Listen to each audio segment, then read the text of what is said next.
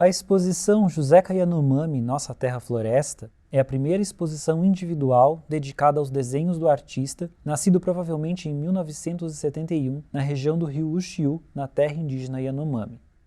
A mostra reúne 90 desenhos feitos entre 2011 e 2017 e que estavam sob guarda do Instituto Socioambiental. Eles foram adquiridos do artista por Clarice Tavares e doados ao MASP em 2021. O título da exposição, Kami Yamak Urihip, Nossa Terra Floresta, na língua Yanomami, remete a essa entidade viva que garante que as plantas, os animais e os seres humanos continuem a existir.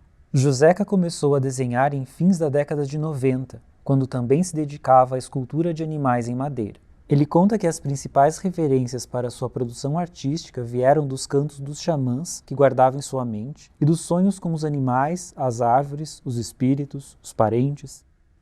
Ele expôs pela primeira vez em 2003, em uma mostra coletiva na Fondation Cartier, em Paris, época em que ele passou a ter cada vez mais contato, e com bastante interesse e curiosidade, com o que os não indígenas chamam arte contemporânea. Seus desenhos apresentam personagens, cenas e paisagens do universo espiritual Yanomami, o cotidiano, as festas entre aldeias. Além disso, representa histórias e cantos xamânicos, árvores e animais. Quase todos os desenhos são acompanhados por descrições feitas pelo artista, originalmente em língua Yanomami, que dão conta das muitas dimensões cosmológicas presentes em sua narrativa visual. É a primeira vez na história do MASP, inclusive, em que as obras são apresentadas em uma terceira língua, além do português e do inglês. Quando escreve esses títulos descrições, Juseca Yanomami nos permite acessar muitas dessas dimensões cosmológicas, incitando o nosso olhar e o nosso sentir para que a gente perceba a diversidade que habita a floresta. A diversidade da floresta vai além dos povos, da fauna e das árvores. Ela também é formada pelos Chapiri, os espíritos auxiliares deixados por Omama, o criador dos Yanomami, e que garantem que todos nós, indígenas e não indígenas, tenhamos a certeza de que o céu não cairá.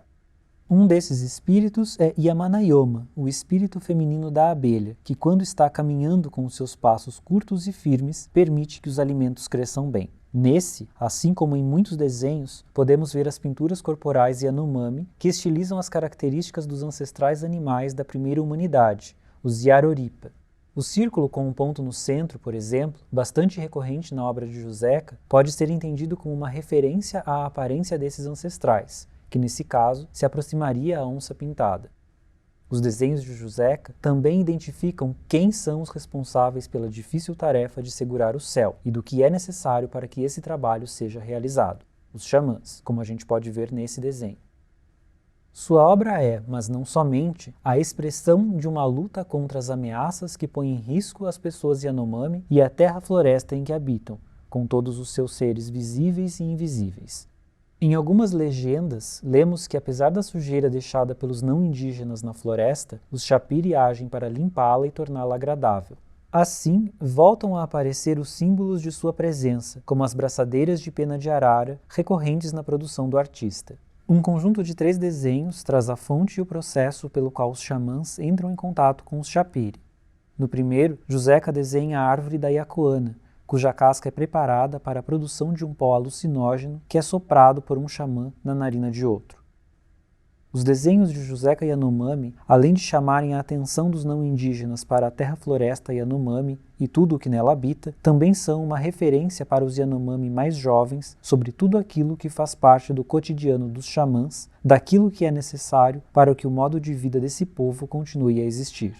Os desenhos de Juseca, que já foram projetados no Congresso Nacional, são um convite para que sejamos impelidos por uma esperança poética, uma esperança que nos convida à ação, à construção de um futuro diverso e belo como a terra-floresta.